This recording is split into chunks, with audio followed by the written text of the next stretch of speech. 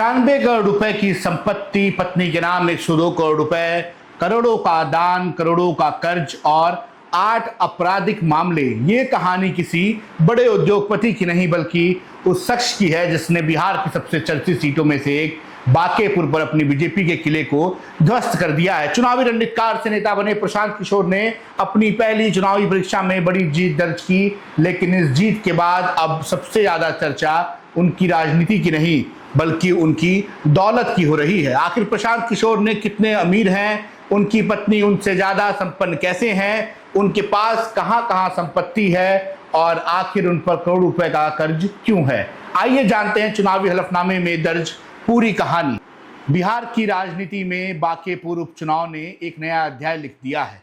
कभी भारतीय जनता पार्टी का अवैध किला माने जाने वाली इस सीट पर जनसुराज पार्टी के संस्थापक प्रशांत किशोर ने शानदार जीत हासिल की। उन्हें कुल 64,151 वोट मिले, जबकि बीजेपी के उम्मीदवार नीरज कुमार को 44,827 वोट में संतोष करना पड़ा।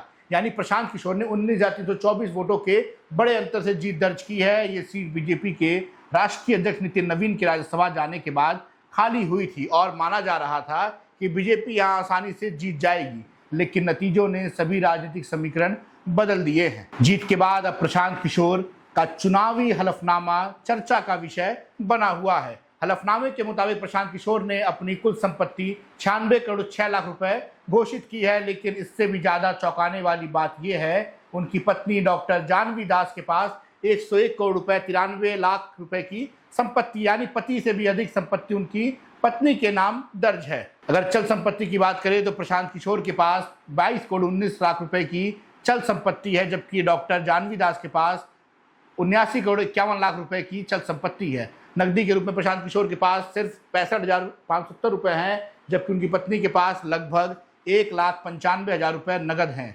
फिक्स डिपॉजिट में प्रशांत किशोर के पास 7 करोड़ 36 लाख रुपए है, जबकि उनकी पत्नी के पास 67 लाख रुपए की एफडी है। अचल संपत्ति में प्रशांत किशोर के पास 73 करोड़ 87 लाख रुपए की संपत्ति है। उनके नाम पटना, दिल्ली और गाजियाबाद में जमीन और फ्लैट हैं। इसके अलावा बक्सर, रोहतास और गाजियाबाद में उनकी मां इंदिरा पांडे और दादा रघुवीर पांडे के नाम पैतृक संपत्ति भी दर्ज है।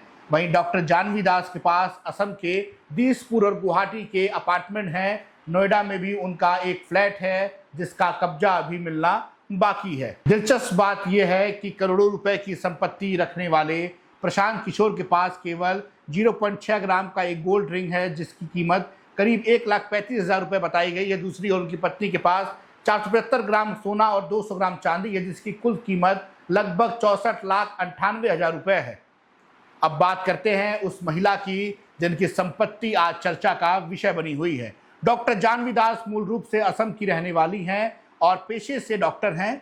प्रशांत किशोर ने पहली बार साल 2024 में पटना के बापू सभागार में आयोजित महिला संवाद कार्यक्रम में उनका सार्वजनिक परिचय कराया था।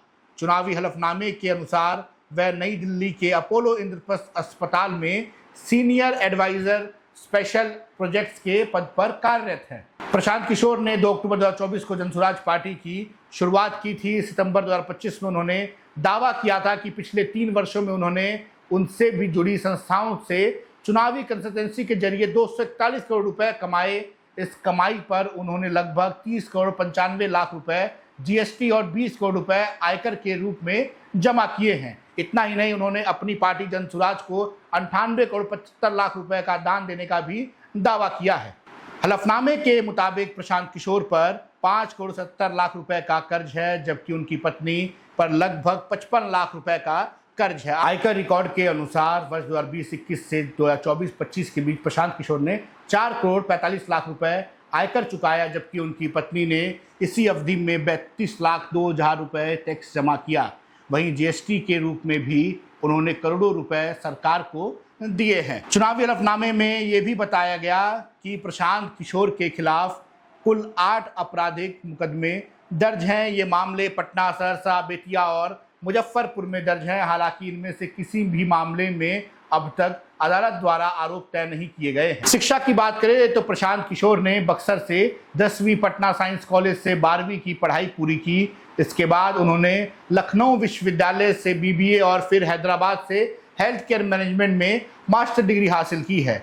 इसके बाद उन्होंने चुनावी रणनीतिकार के रूप में देश की राजनीति में अपनी अलग पहचान बनाई और अब पहली बार चुनाव लड़कर विधायक भी बन चुके हैं। बांकेपुर की जीत ने सिर्फ एक सीट का परिणाम नहीं बदला है, बल्कि बिहार की राजनीति में नई बहस भी शुरू कर दी है। अब सबकी नज़र इस बात पर है कि क्या प्रशांत किशोर की यह जीत बिहार में एक बड़े राजनीतिक बदलाव की शुरुआत बनेगी या फिर यह सिर्फ एक उपचुनाव की कहानी बनकर रह जाएगी। लेकिन इतना तो तय है कि इस जीत के बाद प्रशांत किशोर अब केवल चुनावी रणनीतिकार नहीं बल्कि बिहार की राजनीति के सबसे चर्चित नेताओं में शामिल हो चुके हैं। आपकी क्या राय थी इस पूरे खबर पर जरूर कमेंट बॉक्स में बताएं। आप देख रहे हैं संपन्न भारत में आपके साथ कृष्णा तिवारी। धन्यवाद। जय हिंद।